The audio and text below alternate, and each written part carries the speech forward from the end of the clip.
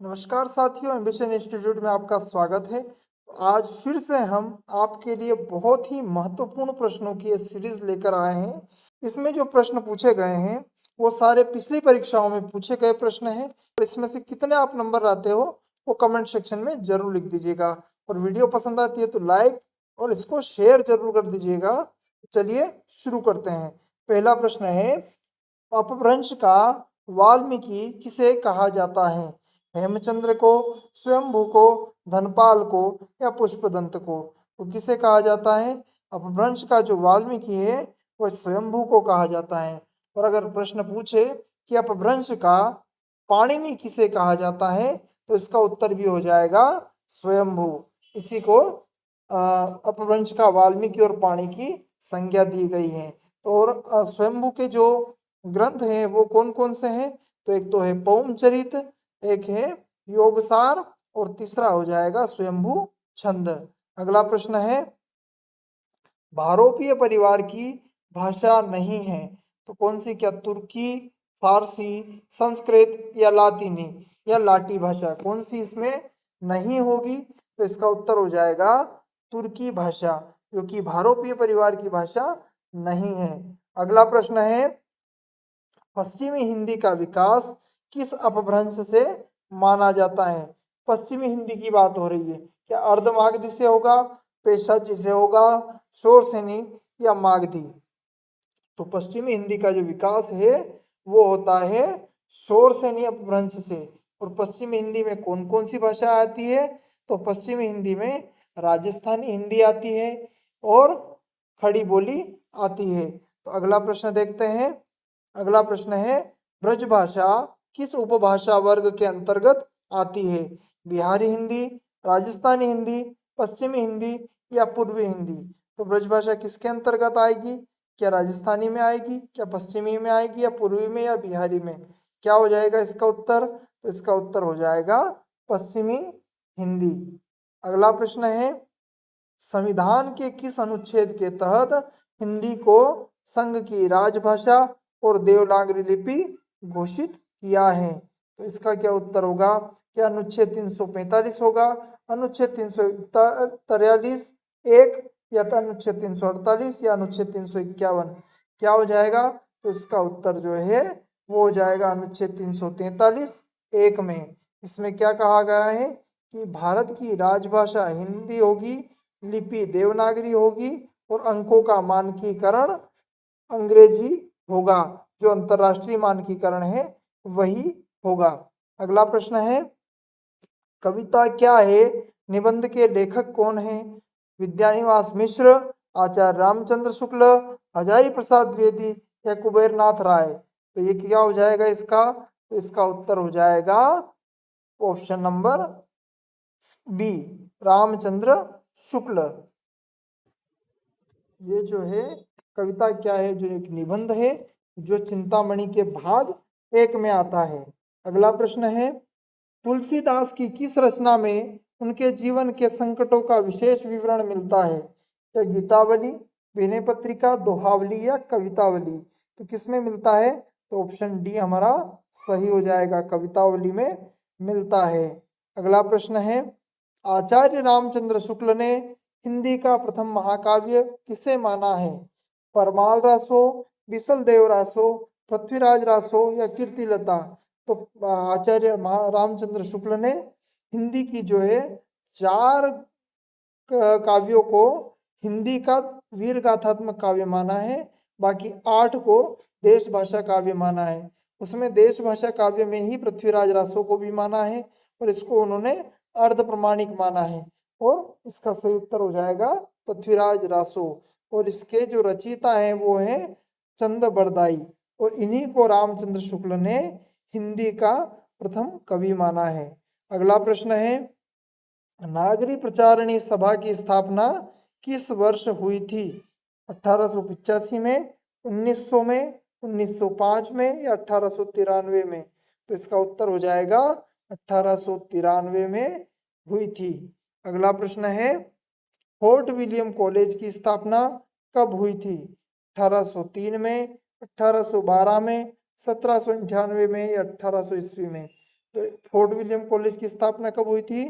इसकी हुई थी सन 1800 ईस्वी में।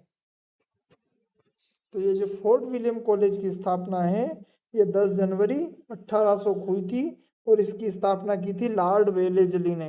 अगला प्रश्न है, सिद्धों की कुल संख्या कितनी मानी गई है? क्या 9, 12, 36 या 84? कितनी मानी गई है? तो सिद्ध जो कुल है वो कुल संख्या उनकी है 84। 84 सिद्ध हैं और इनमें सबसे प्रमुख कौन है? सरपा। और अगर देखा जाए कि ज्ञान के क्षेत्र में कौन है तो वो है कण्हपा।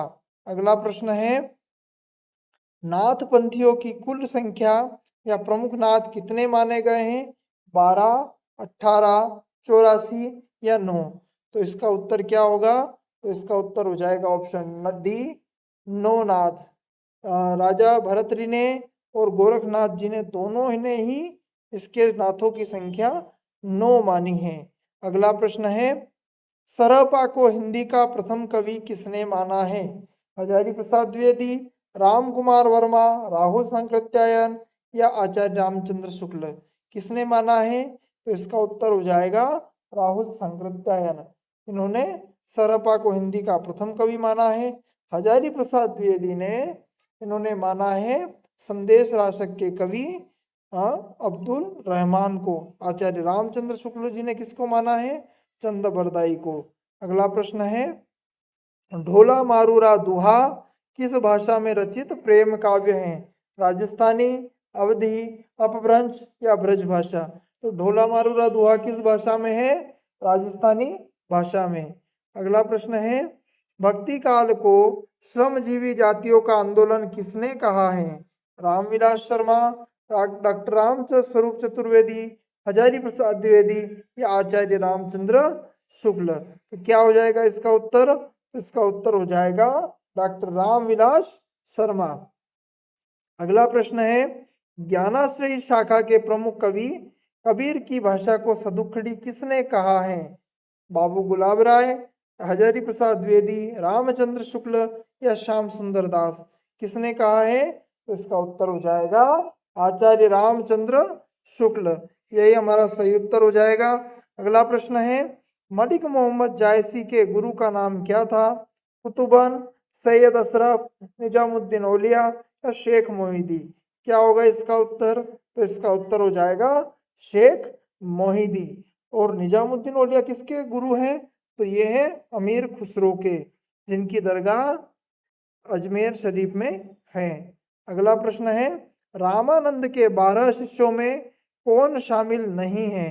कबीर, सूरदास, रेदास या धन्ना? कौन शामिल नहीं है? तो रामानंद के 12 शिष्यों में सूरदास शामिल नहीं है। ये किसके शिष्य हैं? तो ये हैं वल्लभाचार्य जी के शिष्य। अगला प्रश्न है, कृष्ण गीति काव्य का प्रथम ग्रंथ किसे माना जाता है? भ्रमर गीत सार, सूरसारावली, सूरसागर या साहित्य लहरी? तो कृष्ण गीति काव्य का प्रथम ग्रंथ किसे माना जाएगा? तो इसका उत्तर हो जाएगा सूरसागर। इसे ही कृष्ण गीति काव्य का प्रथम ग्रंथ माना जाता है। अगला प्रश्न है, अष्टछाप के कवियों में वल्लभाचार्य के कुल कितने शिष्य थे?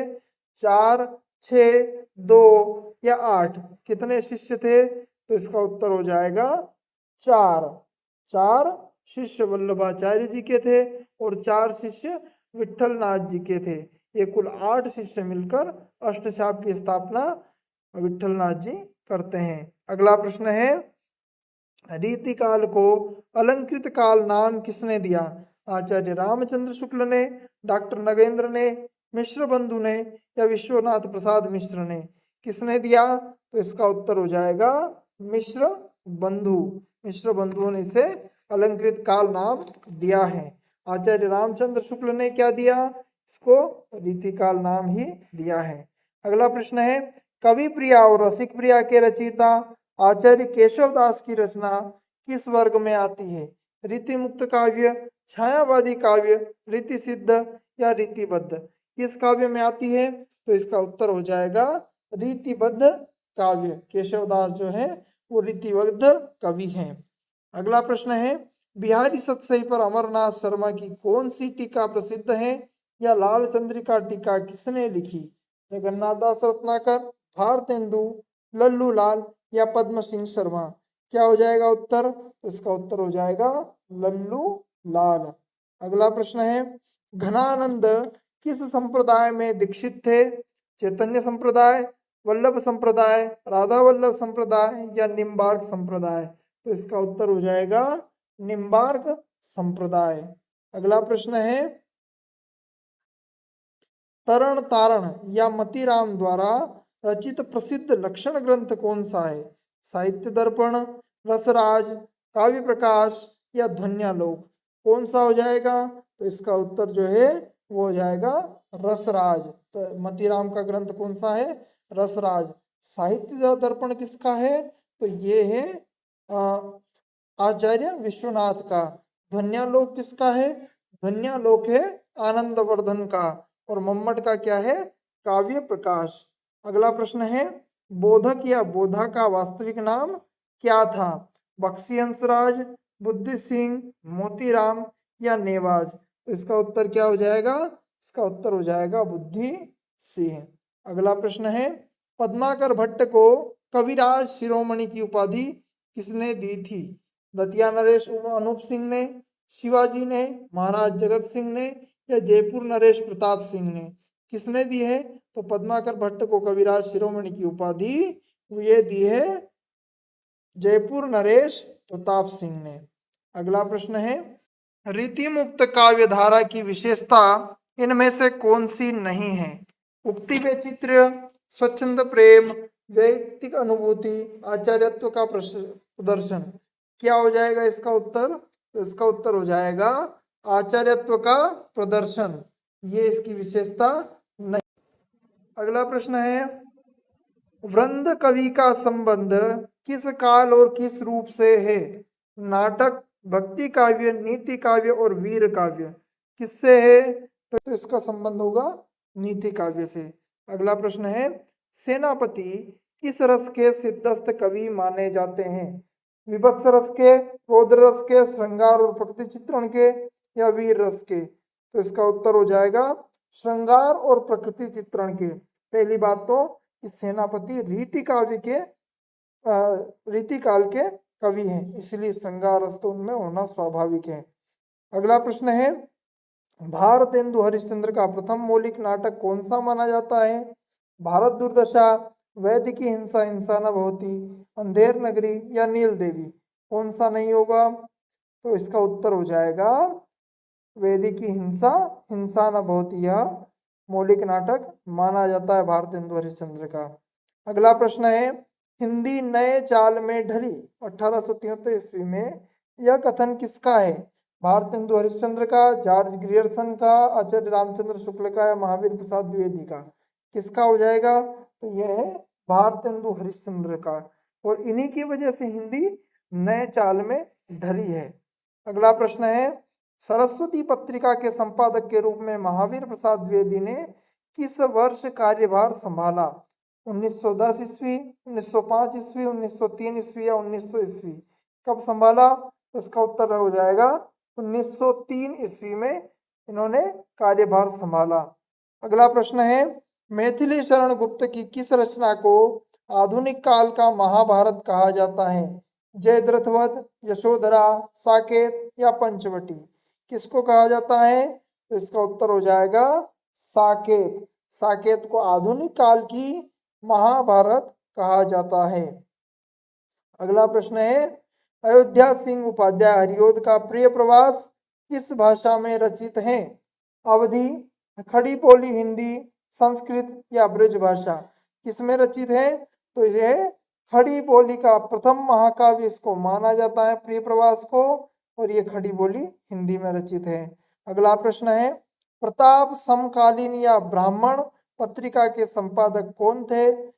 बद्री नारायण चौधरी प्रेमघन, बालकृष्ण भट्ट, भारतेंदु हरिश्चंद्र या प्रताप नारायण मिश्र? कौन है? तो इसके जो संपादक थे वो थे प्रताप नारायण मिश्र, जो ब्राह्मण पत्र के संपादक थे।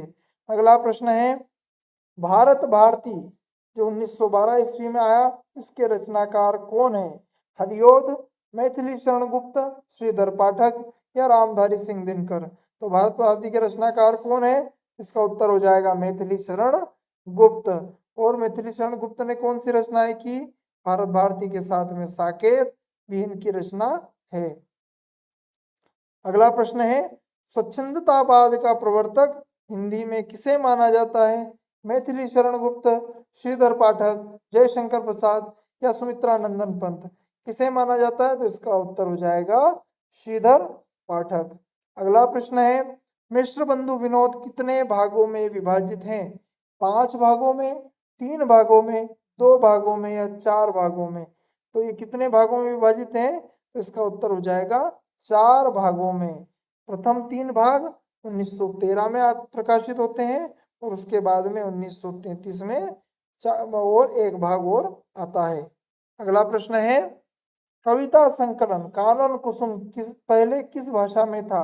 प्रसाद की मूलतः रचना मूलतः किसमें थी? कविता संकलन कानन कुसुम पहले किस भाषा में था? ये जयशंकर प्रसाद की है। खड़ी बोली में, केवल ब्रज भाषा में, मैथिली में या केवल अवधी में। तो ये किस भी भाषा में था? तो इसका उत्तर हो जाएगा खड़ी बोली में। अगला प्रश्न है, छायावाद को स्थूल के प्रति सूक्ष्म का विद्रोह किसने कहा है? जयशंकर प्रसाद, डॉक्टर नगेंद्र, आचार्य रामचंद्र शुक्ल या महादेवी वर्मा। तो इसका सही उत्तर हो जाएगा डॉक्टर नगेंद्र ने।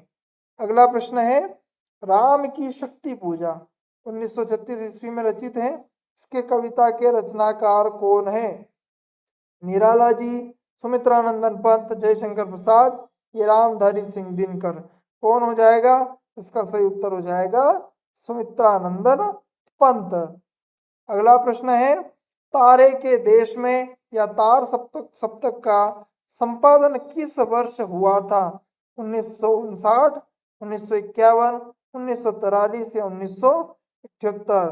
तो पहले जो तार सप्तक था उसका संपादन 1943 ईस्वी में शुरू हुआ था। अगला प्रश्न है, प्रयोगवाद शब्द का सर्वप्रथम प्रयोग किसने किया था? नंद दुलारे वाजपेयी, अज्ञे जी, मुक्तिबोध या शमशेर बहादुर सिंह। किसने किया था? तो इसका उत्तर हो जाएगा नंद दुलारे वाजपेयी। अगला प्रश्न है, कामायनी में कुल कितने सर्ग हैं? 18, 12, 10 या 15। कितने सर्ग हैं? इसका उत्तर हो जाएगा 15 सर्ग। अगला प्रश्न है, प्रगतिशील लेखक संघ पीपीआई का प्रथम अधिवेशन किस वर्ष हुआ था? 1938, 1942, 1935 या 1936 ईस्वी में लखनऊ में। तो कब प्रारंभ हुआ था इसका? प्रथम अधिवेशन कब हुआ? तो इसका उत्तर हो जाएगा 1936 ईस्वी में लखनऊ में। अगला प्रश्न है, दूसरा सप्तक का प्रकाशन वर्ष क्या है? 1951, 1943, 1978, 1959। तो इसका उत्तर हो जाएगा 1951। अगला प्रश्न है, अंधा युग गीति नाट्य के रचयिता कौन है? दुष्यंत कुमार, मोहन राकेश, सर्वेश्वर दयाल सक्सेना या धर्मवीर भारती। तो इसका उत्तर हो जाएगा धर्मवीर भारती। अगला प्रश्न है, साठोत्तरी कविता के प्रमुख हस्ताक्षर और संपादक कौन माने जाते हैं? विजय देवनारायण शाही, कमलेश्वर, नामवर सिंह या केदारनाथ अग्रवाल। तो साठोत्तरी कविता के प्रमुख हस्ताक्षर या संपादक कौन है? तो इसका सही उत्तर हो जाएगा कमलेश्वर। अगला प्रश्न है, नई कविता नाम किसके द्वारा दिया गया? अज्ञे जी ने, नामवर सिंह ने, शमशेर बहादुर सिंह ने या नंद दुलारे वाजपेयी ने। तो यह उत्तर है इसका अज्ञे। नई कविता सच्चिदानंद हीरानंद वात्स्यायन अज्ञे ने नाम दिया था। तो आज की ये कक्षा यही समाप्त करते हैं। तो यह हो गए आपके पूरे 50 प्रश्न। तो ये 50 महत्वपूर्ण प्रश्नों की कक्षा आपको कैसी लगी कमेंट करके जरूर बताना। आपको इसमें से कितने नंबर अभी आए हैं वो भी कमेंट जरूर कर देना और आपके पढ़ने वाले दोस्तों के साथ में इस कक्षा को शेयर कर देना। मिलते हैं अगली कक्षा में, तब तक के लिए जय हिंद, जय भारत।